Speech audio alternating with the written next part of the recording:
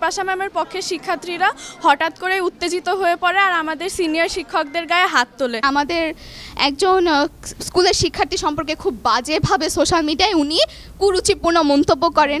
Bipasha ma'am এবং তার দলের সকল শিক্ষক মণ্ডলী তারা আমাদের স্কুলে শিক্ষার পরিবেশ নষ্ট করেছে। 5 আগস্টের পর থেকে বিভিন্ন বিশৃঙ্খলা করছিল প্রতিষ্ঠানে, তারপরে স্টুডেন্টদেরকে নিয়ে বিভিন্ন ইস্যুতে প্রতিদিনই প্রতিষ্ঠানের যে পরিবেশ নষ্ট করছিল, সামাজিক যোগাযোগ মাধ্যমেও অনেক আজে বাজে পোস্ট করছিল। এগুলো নিয়ে শিক্ষক শিক্ষার্থী অভিভাবক সবাই খুব অনেকদিন ধরেই তারা খুব বিরক্ত। বিভিন্ন দপ্তরে তারা আমাদের কাছেও বিভিন্ন সময় অভিযোগ দিয়েছে।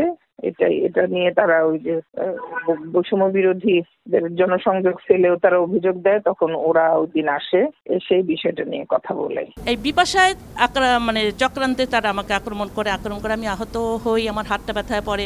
বিপাশার বিরুদ্ধে কোনো বিচার পাইনি, আমরা বিচার চাই। আমার কাছে ইতিমধ্যে সমস্ত স্কুলের শিক্ষক মন্ডলী, কর্মকর্তা কর্মচারী বৃন্দ আমার কাছে একটা অভিযোগ দিয়েছেন গত পরশুদিন। অভিযোগগুলো তদন্ত সাপেক্ষে তার বিরুদ্ধে প্রয়োজনীয় ব্যবস্থা গ্রহণ করব আগামী মিটিংয়েই আমাদের অ্যাডহক কমিটিতে।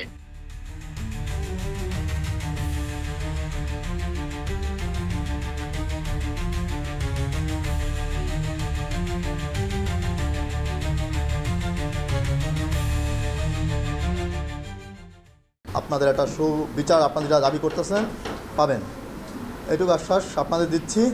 আর সেটা হচ্ছে কি, আপনারা আমার ছোট বোন, আপনারা যদি কোনো রকম বিপদে পড়েন আমাদেরকে স্মরণ করবেন।